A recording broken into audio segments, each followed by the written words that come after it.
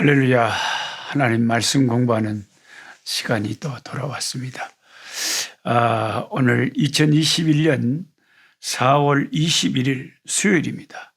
역대하 11장에서 13장 말씀을 오늘 공부하겠습니다. 제가 그 화면에 지금 보이고 있는 이 아프리카 들판에서 꺾어온 이 참 꽃이 오래도 가고 싱싱하고 또 향긋한 향기도 좋고 생전 처음 보는 꽃입니다만은 무슨 달나라에서 핀 꽃처럼 좀 신기하고 놀랍습니다. 그리고 제 오른쪽에는 제가 화면이 꽉 차서 다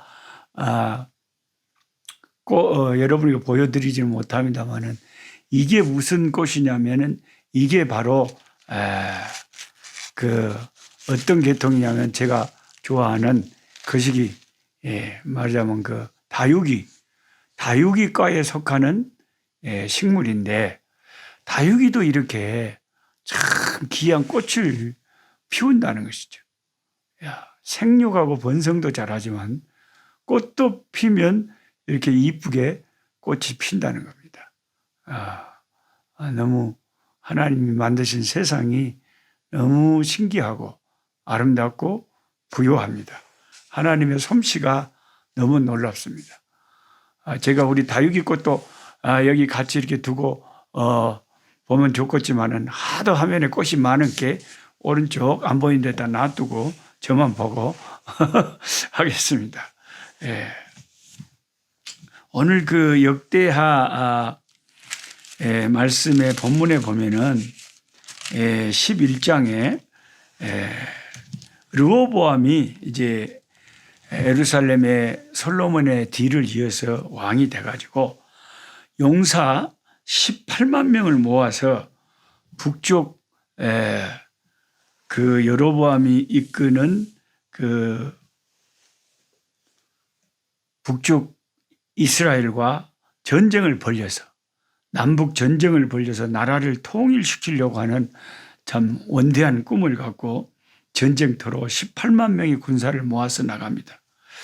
사실 이 18만 명의 군사는 북이스라엘의 군사의 숫자에 비하면 굉장히 열세죠. 근데 이렇게 열세의 전력을 가지고 얼마나 배짱이 좋은지 그래도 솔로몬의 아들 르호보암이 북쪽 이스라엘의 어느 왕들보다는 훨씬 낫습니다. 그런데 이제 여호와의 말씀이 2절에 보면 하나님의 사람 선지자 스마야에게 임하여 솔로몬의 아들 유다 왕 르호보암과 그 백성들에게 북쪽의 이스라엘 백성과 전쟁하지 말라. 저 북쪽이 저렇게 남과 갈라지게 된 것은 하나님이 작정하시고 하나님의 섭리로 된 것이니까 너희들은 북쪽하고 전쟁하지 말라. 이렇게 선지자를 통해서 하나님께서 말씀하셨습니다. 그러니까 그들이 여호와의 말씀을 듣고 돌아가고 여로보암을 치러 가던 길에서 되돌아왔더라. 그러니까 그 다윗을 이어서 솔로몬이 왕이 되고 솔로몬의 뒤를 이어서 왕이 된 르호보암이 그래도 선지자의 말을 듣고 하나님의 말씀에 순종하는 이 모습은 참 보기에 좋습니다. 선지자의 말에 순종하고 하나님 말씀에 순종하는 게 얼마나 좋은지 모르겠어요.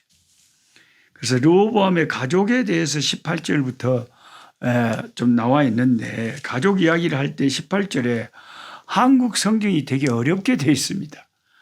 제가 읽어드리면 르호보암이 다윗의 아들 여리못의 딸 마할렛을 아내로 삼았으니 르호보암의 아내가 마할렛이래요. 근데 이 마할렛이 다윗의 아들 여리못의 딸이래요. 그러면은 르호보암도 솔로몬의 아들이니까 다윗의 손자고 그 르호보암의 부인 마할랏도 다윗의 아들 여리못의 딸이니까 또 다윗의 손녀고 그러니까 다윗의 손자하고 손녀가 결혼을 하게 된 거예요. 물론 그 어머니들이 다르기 때문에 옛날에는 이렇게 가까운 가족 사촌 간에 다 결혼을 했지 않습니까? 우리가 그 야곱이 가서 애삼촌 집에 가서 애삼촌의 딸들과 결혼했잖아요. 옛날에는 구약에는 그런 일이 많았습니다. 그런데 이제 한국말 성경이 얼마나 어렵냐면 르호보암의 다윗의 아들 여리봇의 딸 마할랏을 아내로 삼았으니 마할랏은 이새의 아들 엘리압의 딸 아비하일의 소생이라.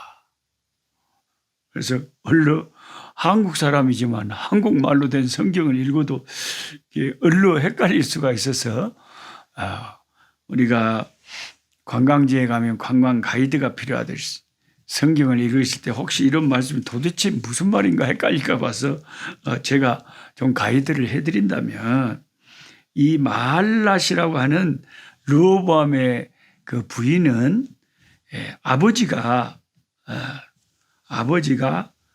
다윗의 아들 여리못입니다. 어머니는 이새의 아들 엘리압의 딸 아비하일입니다.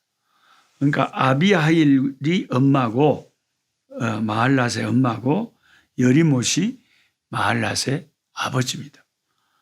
그래서 그냥 그 어머니가 아비하일이고 아버지가 여리못이라 이렇게 한국말로 말해주면 우리가 독자가 쉬운데 말을 이렇게 아리삼삼하게 성경을 적어놓으니까 성경 교사가 여러분에게 잘 설명을 안 해주면 이게 도대체 무슨 말인지 헷갈리기가 쉽게 성경 번역을 해놨네. 좀 아쉬운 대목입니다. 좀 성경 번역을 나중에 또 새롭게 성경 번역할 때 이런 부분을 좀 독자가 알기 쉽게 번역을 하면 좋겠습니다.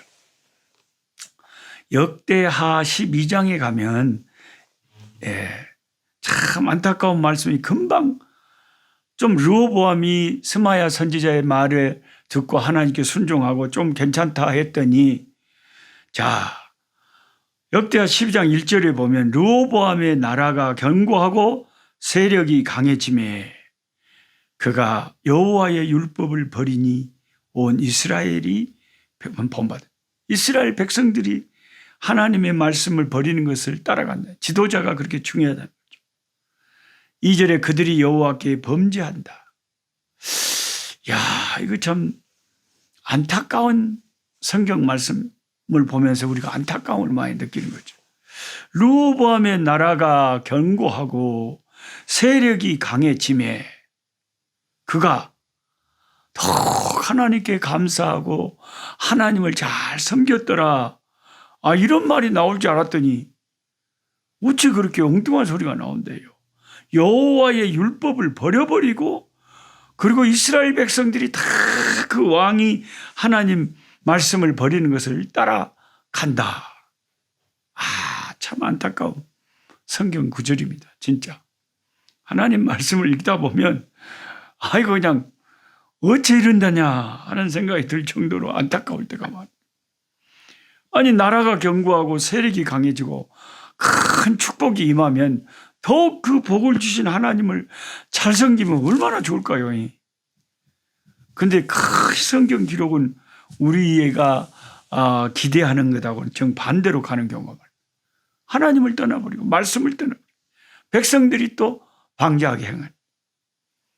그래서 하나님께서 이제 채찍을 또 드는 거죠. 2절에 그들이 여호와께 범죄하였으므로 르호보암 왕 제5년에 애굽 왕 시삭이 예루살렘을 치러 올라오니 애굽 왕 시삭이 예루살렘을 치러 올라왔습니다.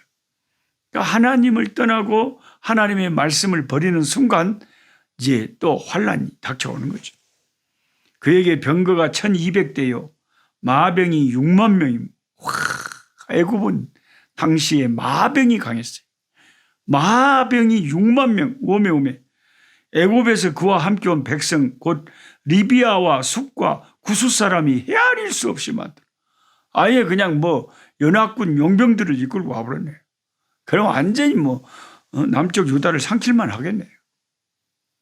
시삭이 유다의 견고한 성읍들을 빼앗고 자기 할아버지, 자기 아버지 솔로몬과 다윗이 멋지게 세워놓고 강력하게 건축해 놓은 그 견고한 성들이 다 빼앗겼다. 예루살렘에 이르니 이제 수도에 이르게 됐습니다. 그때 유다 방백들이 시삭의 일로 예루살렘에 모였는지라. 자, 그때 이제 뒤늦게 이제 어찌하실까 하고 대책을 논의한다고 예루살렘에 이제 유다의 지도자들이 모인 거죠. 그 선지자 스마야가 한마디 합니다. 선지자 스마야가 르호보암과 방백들에게 나와 이르되 여호와께서 이같이 말씀하시기를 너희가 나를 버렸으므로. 그 하나님의 율법을 버리고 하나님의 오늘날로 말하면 말씀을 우리가 버려버리면 그게 하나님을 버리는 거예요. 내가 아무리 교회 다닙니다, 나 하나님 믿습니다 하지만 하나님 말씀에 불순종해버리고 하나님 말씀을 무시해버리고 하나님 말씀을 거스려버리면 그게 하나님을 버리는 거예요. 네. 스마야가 그 왕과 지도자들에게, 유대 지도자들에게 아주 날카롭게 책망을 합니다. 여호와께서 이같이 말씀하시기 너희가 나를 버렸기 때문에 나도 너희를 버려 애굽 왕 시삭의 손에 너희들을 넘겼노라 하셨다 한지라. 선지자가 그냥 날카롭게 너희들이 하나님의 말씀을 버린 대가가 바로 이것이다 라고 하나님의 심판을 외치니까 이제 그 선지자의 말을 듣고 놀라운 일이 일어납니다. 6절에 이에 이스라엘 방백들과 왕이 스스로 겸비하여 이르되 여호와는 의로우시다. 이게 무슨 뜻입니까? 하나님이 하시는 일이 옳습니다. 저희가 잘못했습니다. 저희들의 죄를 채찍질하는 게 하나님의 의로우신 행위입니다. 우리의 죄값입니다. 우리가 하나님을 멀리 떠나고 우리가 말씀을 어겼기 때문입니다. 라고 왕과 이스라엘 백성 방백 지도자들이 자기들을 겸손히 낮추면서 선지자의 말을 듣고 하나님 앞에 엎드렸다는 것이죠. 아따, 이거 참 북쪽 이스라엘 왕하고 북쪽 이스라엘 그 지도자들하고 영 다른 모습을 보이니까 얼마나 감사합니까?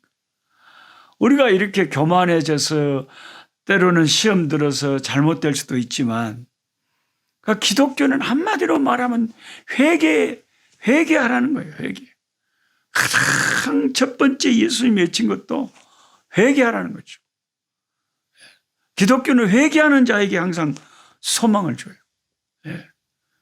그렇게 애굽 왕 그 강력한 군병을 이끌고 완전히 풍전등화로 유다를 삼키기 직전에 있었지만 그들이 하나님의 말씀을 듣고 하나님이 하시는 일이 의롭다고 하고 자기들의 죄를 뉘우칠 때 이제 어떤 일이 벌어집니까?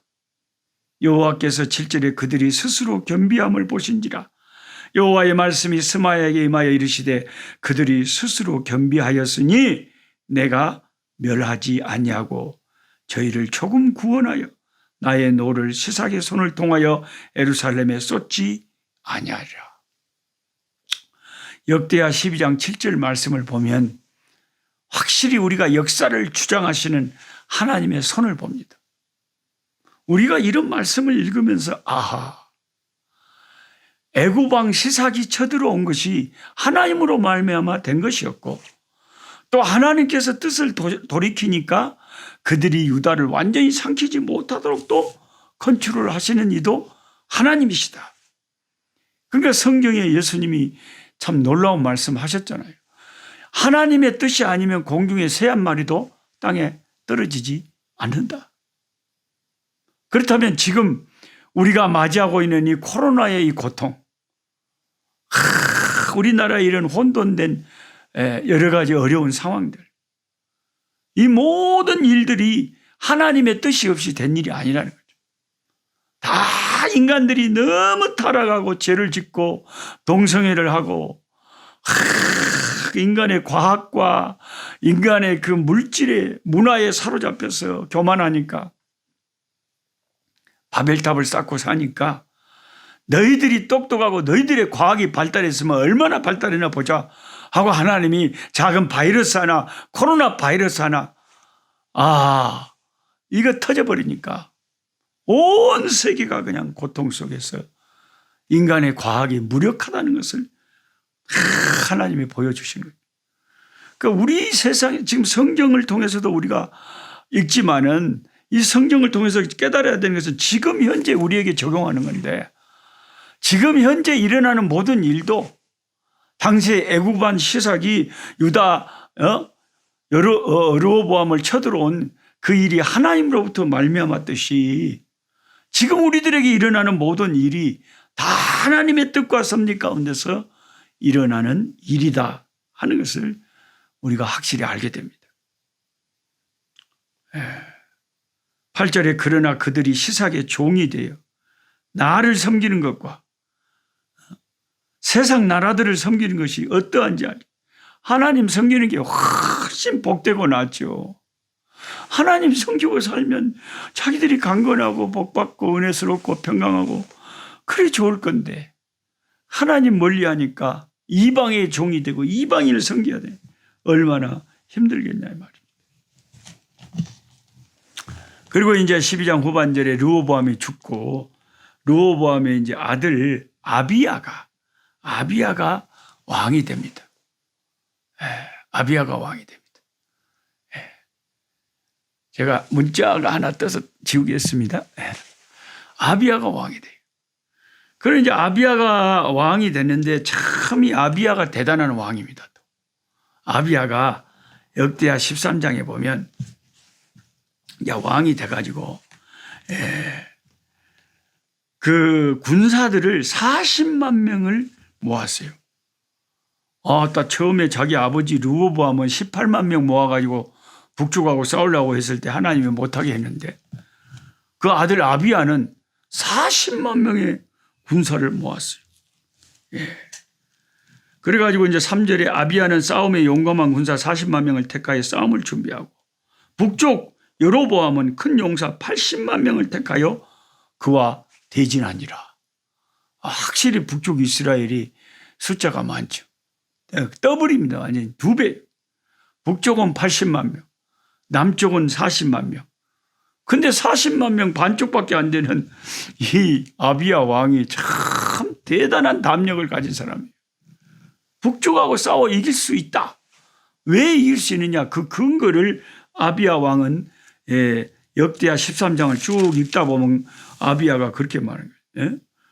너희 북쪽 너희들은 우상 숭배하지 않냐?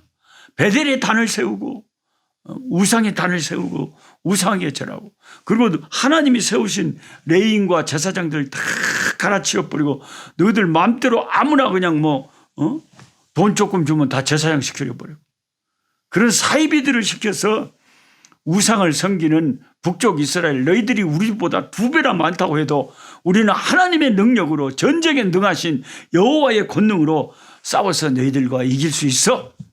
붙어보자 하고, 그 북쪽 이스라엘이 우상을 섬기고 있기 때문에 남쪽의 유다가 이길 수 있다는 확신을 이 아비야 왕은 가졌던 것입니다. 우리들은 매일 아침 저녁으로 하나님께 번제하고 우리 하나님을 섬기는데 너희들은 우상 섬기지 않냐? 하나님께서 우리와 함께 계시니 한번 붙어보자 하고 붙은 거예요. 그때는 또 하나님이 뜻이 계셨는지 말리지 않았습니다.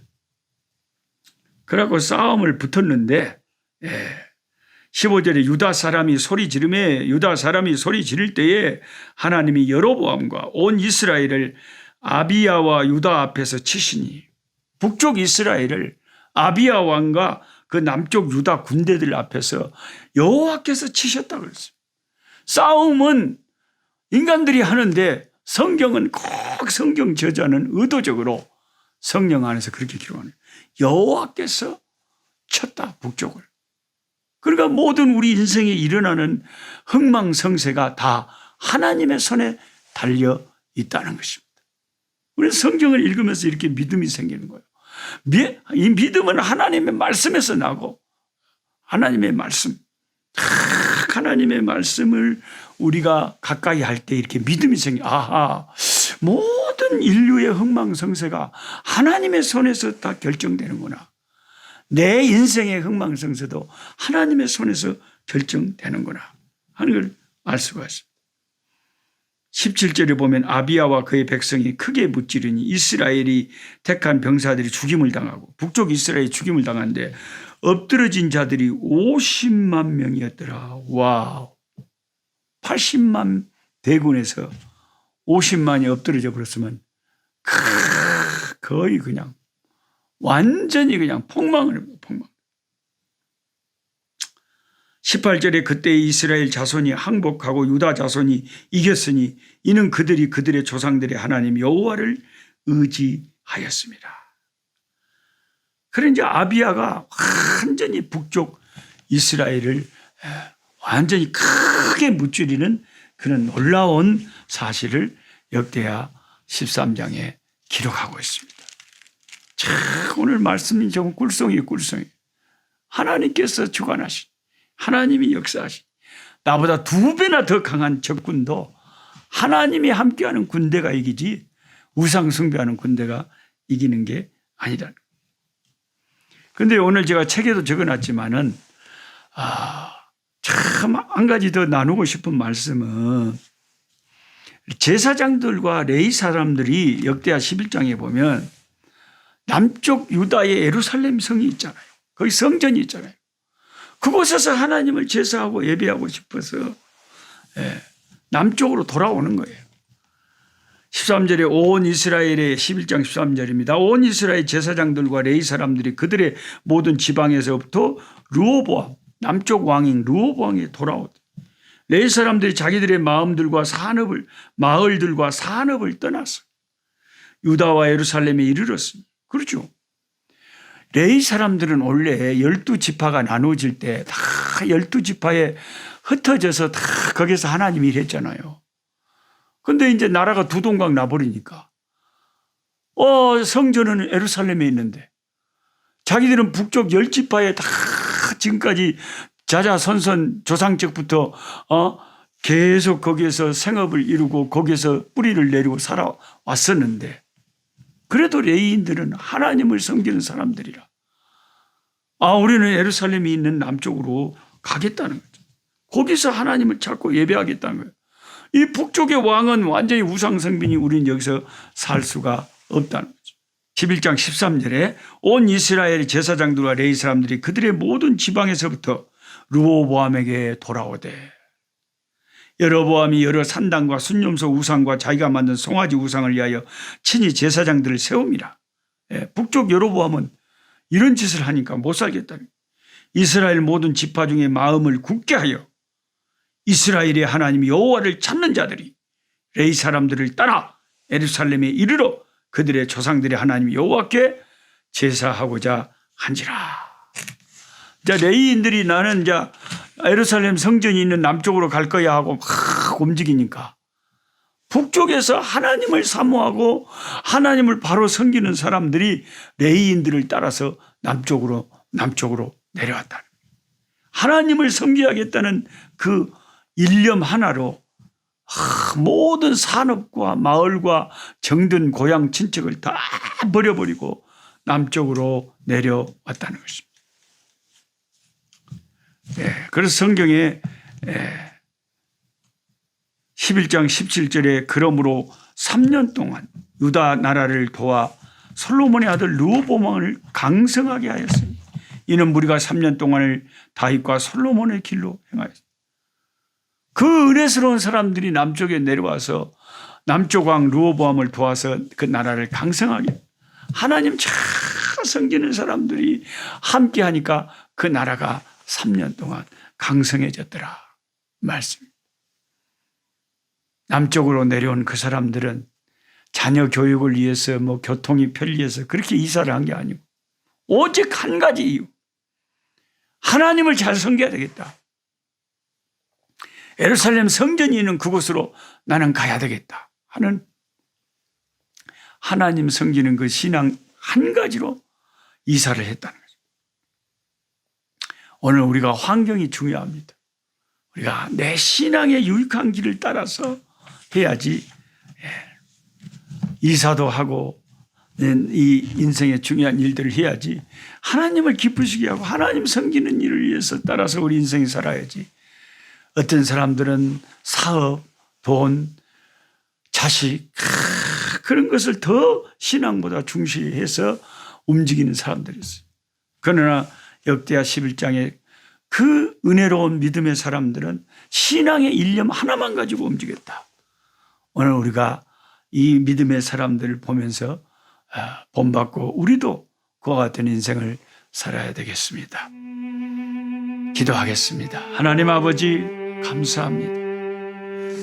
참 오늘의 본문의 말씀들을 이렇게 읽으면서 참 그 르호보암의 아들이었던 아비야가 왕이 돼가지고 40만 남쪽 유다 군사를 이끌고 북쪽 80만이나 되는 이스라엘과 담대하게 전쟁을 벌였어요.